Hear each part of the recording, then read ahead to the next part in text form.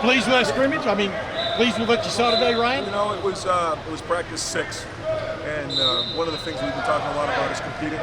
So you heard it over and over again, and that's what we're trying to do, is the winner or loser. Whether it was the individual drills, team drills, 7-on-7, red zone pass, the goal line tackle early in practice.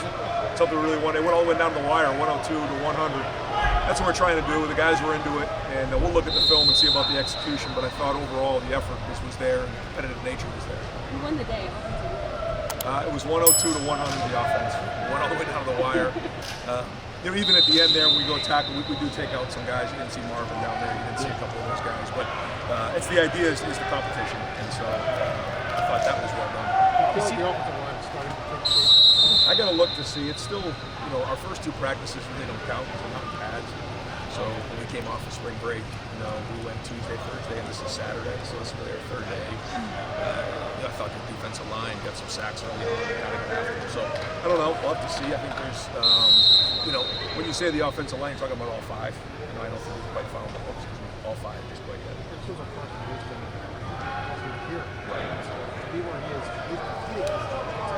There's been good progress there. I think you can see it. When you don't notice a center, that's a good thing. Again, still just, you know, early on, not even halfway through spring practice, but he's been a bright spot so far. Who's one guy? Competitiveness. Yeah, both of those guys have competed. They've shown up in practice right from the first play. Ryan, you talked about you had some of the veteran skill guys out there at the end. Are you have Carnell, Jelani, guys like that? Are you just trying to see how young guys respond in moments? That's exactly it. That's exactly it. And trying to create somewhat of an atmosphere that is competitive. Because when you're in here and there's nobody inside, it's quiet. That's a whole different experience than being at a shoe. Not that this is the shoe, but having so many people here today and you know, having the music loud and sort of chaotic is what we're trying to create, just to see how they respond in that moment and almost get them under it. How crucial are the competitive periods in quarterback evaluation, and is it sort of a results-independent evaluation happens there, or does what the team does in those periods sometimes as important as what the quarterback does?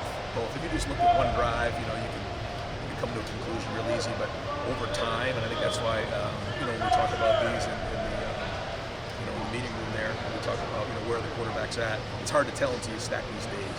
And so, you know, we'll grade every single snap of today. We'll see how everybody graded out.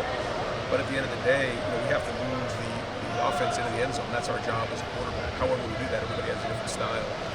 But that leadership, you know, means a lot. Now, one practice is one practice. Can you learn and grow from it? I learned just the other day that quote that, you know, the brain doesn't grow from success; it grows from failure. So, you know, there was a lot of failure on this field today. So you can grow from that, you build, and we'll see. But I thought, you know, there's a lot of film to look at. The guys moving down the field, especially in the second half of the scrimmage. A lot of football left here this spring. Yeah, it looked like Kyle McCord came alive there the last portion of this scrimmage. Do you agree? I mean, I'm not trying to get you to single him out, but I thought he had some good plays. Yeah. I thought better in the second half. Yeah. Especially when we got that ball in the midfield early on. It was just okay, I think. But again, it's hard to tell. We've got to look at the film. But he certainly flashed there at the end, like you said. Had some energy about him. Had some leadership. And I think the whole offense was feeding off of that. It's you and Jelani Thurman one-on-one. He's coming right at you. What do you do? Tough. one day sample size, but it looked like Kenyatta was in the backfield a lot. Are you guys seeing that from him more and more each day? We're looking for that production. I thought he put in a great year last year. Put in a lot of work. He would go a lot against Paris, especially, you know, in practice. And they would sit down over on the bench for hours and just talk. And I know what Paris was doing. He was taking them under his wing to talk about, you know, different things with offensive, defensive line play, talking technique. And so now I think we're starting to see that come of age. He had a really good offseason. He put a lot of weight on. Now we're trying to see that production. It looked like he was in the backfield a lot. It's hard for the D-line. That's why I try to give him the benefit of the doubt with those sacks, because the quarterback's not wide. Because they can't really push the pocket. Coach Johnson does a great job of that because we want to keep those guys off the quarterback. But they competed today and did a good job. You love seeing that from your defensive ends, but also it's got to be a little concerning for the offensive tackles. How do you? Yeah, it's the same thing. Yeah, it's like that all the time. You know, the minute you want to get excited about something, you turn on the other side and you're upset about it. Was there a guy today that just flashed though? I know you don't like to single guys out, Ryan, but did anybody catch your eye like, oh, got to keep this guy in mind? Nobody just jumped out. I mean, I think there was some flashes, but we'll see. I really liked how the defensive line worked through the whole practice, though.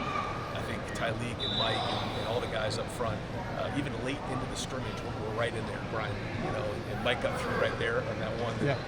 the offense didn't like we call him sack, but he got through free. And probably would have turned and made the tackle, but he kind of veered away from the quarterback. But I thought those guys grinded. I think we need to continue to see that out of the defensive line because, and they can flash, but the name of the game is continue to do it over and over and build that talent. So, You mentioned mistakes being made. It's easy to see it in the secondary, but what did you like for the way they responded to something else? They got beat, come back and make a play. I thought they got their hands on some balls, especially in the third down period. I think we got beat on a double move right there, coming out on the 50-yard line. Overall, I think the secondary has definitely challenged more of the throws, and so that's been encouraging. Brian, Jaden Bauer, we saw him make some, doing well for pro day, made a neat touchdown yesterday. Just what kind of growth do you see from him? Is he somebody who's ready to make an impact? I think he has to, right? I mean, this is it for Jimmy. He knows that this is his time. Came in with some really talented guys, but he's talented too. You can see his speed, you can see his change of direction.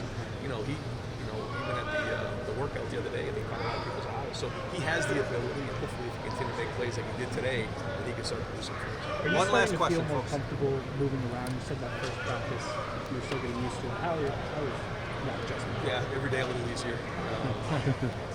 It's new to me, but I like the way our coaches are coaching. I like the energy, so we got to keep it up. You gonna get a towel and a bullhorn all these days? No. Coach, thank